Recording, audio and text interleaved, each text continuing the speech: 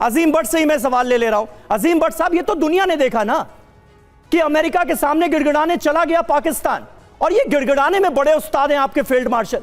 इस बार कतर पहुंच गए गिड़गिड़ाने की युद्ध रुकवा दो वरना अफगानी सैनिक ना जाने क्या हाल कर देंगे। ये तो सच्चाई है ना, इस पर पर्दा कैसे डालेंगे? Thank you very much Sameer. आपके सवाल का जवाब मैं बड़ा फैक्चुअल देने की कोशिश करूंगा। उम्मीद है कि आप उससे एग्री करेंगे, लेकिन आप नहीं करेंगे। खैर, द पॉइंट इज कि जो हार रहे होते हैं लोग, उनका पैटर्न एक होता है।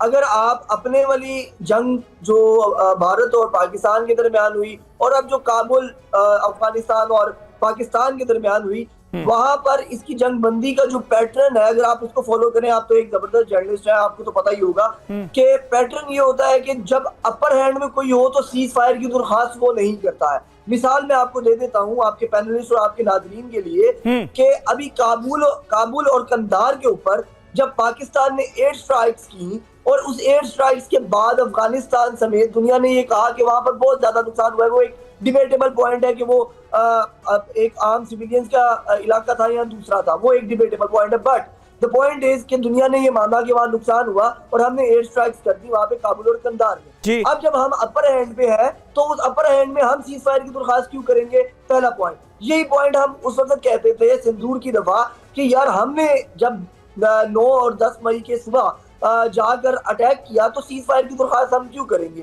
तो ये एक पैटर्न है। अब दूसरी बात कतर वाली आपने कही, तो कतर के अंदर आपको मैं ये बता दूं, आपको पता होगा, मुझे नहीं पता कि आप ये बार बार क्यों कह रहे हैं, ईरान और कतर दोनों ने पाकिस्तान और अफगानिस्तान को सालसी की पेशकश की थी।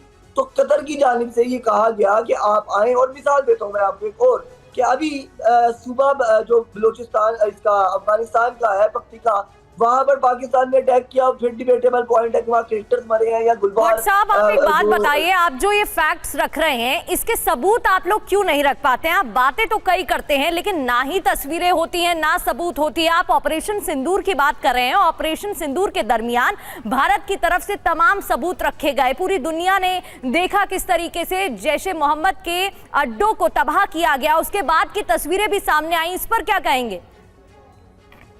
देखिए मोहतरमा, बात ये है कि दुनिया के सामने आपने सबूत रखे तो पॉइंट ये है, फैक्ट वो होगा कि क्या उन्होंने तस्लीम किए कि नहीं किए। यहाँ पर इंटरनेशनली डिप्लोमेटिकली हर तरह से आप ये देख रहे हैं कि पाकिस्तान को वार्म वेलकम किया जा रहा है, तो हारने वालों को कभी वार्म वेलकम नहीं किया जाता। ये आपको भी मालूम होगा, समीर साहब को भी मालूम है, हमारे पैनलिस्ट को भी मालूम। यही तो बात है ना, दुनिया में वाहिद इकलौता पाकिस्तान ही ऐसा मुल्क है जहां की सेना के पिटने के बाद आर्मी चीफ का प्रमोशन कर दिया जाता है। संजय सोय साहब, ये तो करके दिखाया है ना पाकिस्तान, ऐसा नहीं कि कुछ नहीं कर सकता पाकिस्तान, ये तो करके दिखाया है संजय सोय साहब। देखिए, ऐसा अगर प्रमोशन नहीं करते तो अपनी हार को कैसे कवर करते? हार को कवर करने के लिए, अपनी जो बेइज्जती को कवर करने के लिए उन्होंने कहा सबसे पहले तो उनका प्रमोशन कर दो, और उनको फील्ड मार्शल बना दिया। फील्ड मार्शल मैं नहीं कहूँगा क्योंकि वो फील्ड में शायद जाते ही नहीं है, वो एसी कमरे में बैठ के अपने बयानबाजी करते रहते हैं। आज जो है पिट रहे हैं वो तालिबान से, और हिंदुस्तान के लिए क्यों बयान दे रहे हैं मुझे समझ में नहीं आता। क्या वो अपनी जनता को गुमराह करने की कोशिश कर रहे हैं, हकीकत से दूर ले जा रहे हैं? जो हकीकत बयां करें, आप जो हकीकत है उसको समझे, क्योंकि आज सोशल मीडिया के ज़माने में सबको पता है कि किस प्रकार से हमारी मिसाइलों ने आपकी एयर बेसिस को पूरी तरह से नेस्ता नाबूद कर दिया था, ख़त्म कर दिया था।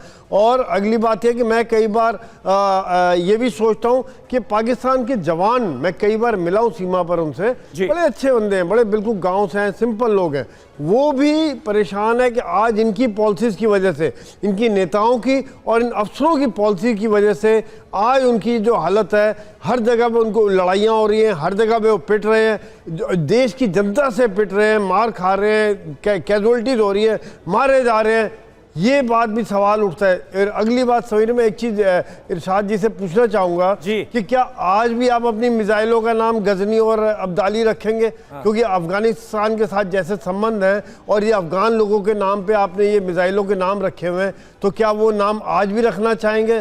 समीर जी, इरशाद साहब बोलिए। मैं बताऊंगा आपको, बताइए। बात यह है कि अभी तो अफगानिस्तान, पाकिस्तान, तुर्की, मलेशिया, सऊदी अरब, कतर और तमाम उम्मत मुसलमान इकट्ठे हैं। अब तो हम सब नाम रखेंगे, जितने भी मुस्लिम नाम हैं जिनसे आप डरते हैं, गजनवी, जो कुछ आपने नाम लिए सारे नाम, अरे भाई इरशाद साहब, लुटेरों के नाम आप शौक से रखिए, अपनी मिसाइलों के नाम लुटेरों के नाम पर आप शौक से रखिए, लेकिन उम्मते मुसलमान की बात आपके मुंह से शोभा नहीं देती, अच्छी नहीं लगती। अगर आप लोग अभी भी बाज ना आए, मैं फिर आपसे कहूंगा, जब जब आप उम्मते मुसलमान का नाम लेते हैं, मैं आपको यही बताता हूं कि शायद ही कोई ऐसा मुल्क होगा जिसने इस्लाम को इतना बदनाम किया जितना पाकिस्तान ने।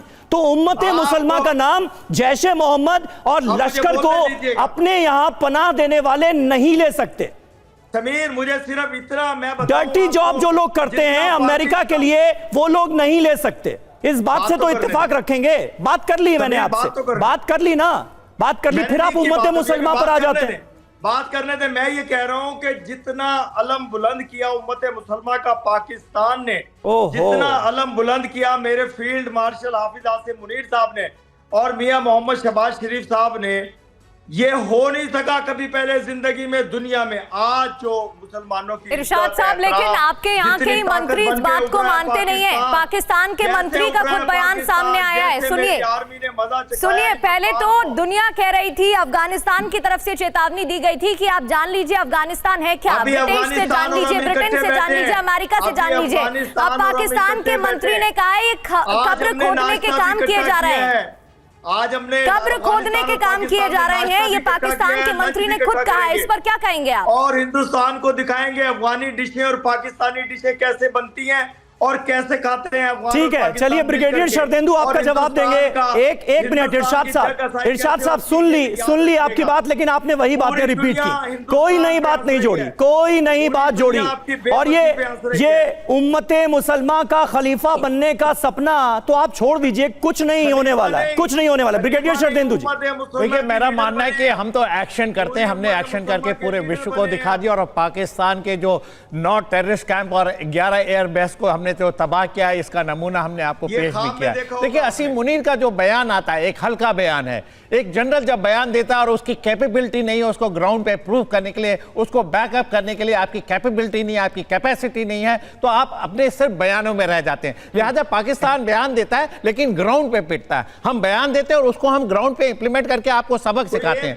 भारतीय सेना का जवान अगर एक कोई बयान देता है तो भारतीय सेना कैपेबल है उसको ग्राउंड पे एक्शन करने के लिए। हम अपने बयानों को एक्शन में कन्वर्ट करते हैं और आपके बयान आपके सैनिकों को पोस्ट छोड़ने पे मजबूर करते हैं, क्योंकि आप बयान देते थे, युद्ध में धकेल देते हैं और फिर अल्टीमेटली उनकी यूनिफॉर्म को पब्लिकली डिस्प्ले कर दिया जाता है, उनको पोस्ट छोड़ के भागना पड़ता है। तो आप अपने सोल्जर की खुद इज्जत नहीं करते, इसके जिम्मेदार आपकी लीडरशिप है, आप इसके जिम्मेदार असीम मुनीर हैं। आप तमाम तरीके के रेटोरिक दीजिए, तमाम तरीके की जिहादी लैंग्वेज बोलिए, लेकिन आप ये अपने मुस्लिम वर्ल्ड को भी नहीं कन्विंस कर पा रहे हैं। अफगानिस्तान को आपने सीज फायर के बाद स्ट्राइक किया, क्रिकेटर मार दिए। सऊदी अरेबिया से आपने डिफेंस डील की थी, क्या हुआ उस डिफेंस डील का? कोई आया आपकी मदद के लिए? आप आइसोलेटेड हो जाएंगे अगर आप इस तरीके के एसेंट्रिक एक्शन करते रहेंगे। आपका एक्शन बैकअप करता नहीं है। और आज की डेट में जिस तरीके की जिहादी लैंग्वेज आप बोलते हैं, ये स्टेबिलिटी आप रीजन में दे रहे हैं। ये आपकी खुशकिस्मती है कि आप हिंदुस्तान के पड़ोसी हैं और हिंदुस्तान ने इस रीजन में स्टेबिलिटी दी है।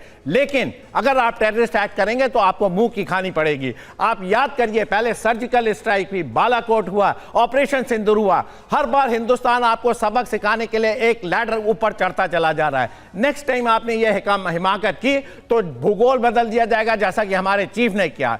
अब हमारे डिफेंस मिनिस्टर बोलते क्यों ब्रह्मोस का नाम लिया? एक एक इंच धरती आपकी अंडर कवर है, आपकी हमारी फायरिंग रेंज में है। आप नहीं सुधरे तो आपका अस्तित्व मिटा दिया जाएगा। इसको आप भली भांति समझ लीजिए। और असीम मुनीर, आप सेना अध्यक्ष है, सेना के हितों की बात करिए, ना कि उनको युद्ध में ठेल के और उनकी मौतें देखे, उनकी लाशों को और उनकी कब्रों पे जाके आप आंसू बहाएं। ये लीडरशिप नहीं होती। लीडरशिप वो होती है उतना बोलिए जो आप कर सकें। एक छोटा सा जवाब जल्दी से इरशाद साहब, जल्दी से एक छोटा सा जवाब दे दीजिए, क्योंकि ब्रिगेडियर शरदेंदु ने आपको ही एड्रेस किया। एक छोटा सा जवाब, मतलब तहरीके लब्बैक ने पूरी तरह से घेरा हुआ है, टीटीपी वाले हमले कर रहे हैं, अफगानियों ने हमला करके पाकिस्तान की सेना की कमर तोड़ दी डूरन लाइन पर। एक बयान नहीं, सारे पॉलिटिकल बयान आसिम मुनीर देते हुए नजर आ रहे हैं। एक फील्ड मार्शल की सुन भी रहा है पाकिस्तान और आपकी सरकार भी। देखिए, मैं आपसे कहूंगा कि अभी आपके ये मेहमान, मोहतरम मेहमान कह रहे थे कि पाकिस्तान की खुशकिस्मती है कि हिंदुस्तान के पड़ोस में, खुदा की कसम हमारी बड़ी बदकिस्मती है, दहशतगर्द हिंदुस्तान के मुल्क के पड़ोस में है। दूसरी बात, अभी आप तहरीक लब्बाइक की बात कर रहे हैं, दहशतगर्दी के अलावा तो आपने कुछ सीखा ही नहीं। दहशतगर्दी के अलावा तो आपने कुछ सीखा ही नहीं। आप ही की दहशतगर्दी से हम बचे, अल्लाह करे कि आप बाज आ जाएं अपनी दहशतगर्दाना सोच से। मैं हमेशा आपके चैनल पर कहता हूँ, सोच बदलिए, सोच बदलिए, खुदा की कसम जिस दिन सोच बदल लेंगे अमन कायम हो जाएगा। फिर आपको झूठ नहीं बोलना पड़ेगा, चीख चिल्लाहट नहीं करनी पड़ेगी, आप अमन से सोएंगे, चैन से सोएंगे। इरशाद साहब, यहाँ कौन चिल्ला रहा है? साफ दिखाई दे रहा है, आप फैक्ट्स रखिए ना। ये अल्फाज आपके मुंह से अच्छा नहीं लग रहा दहशतगर्दी का, क्योंकि दुनिया जानती है दहशत कौन फैलाता है।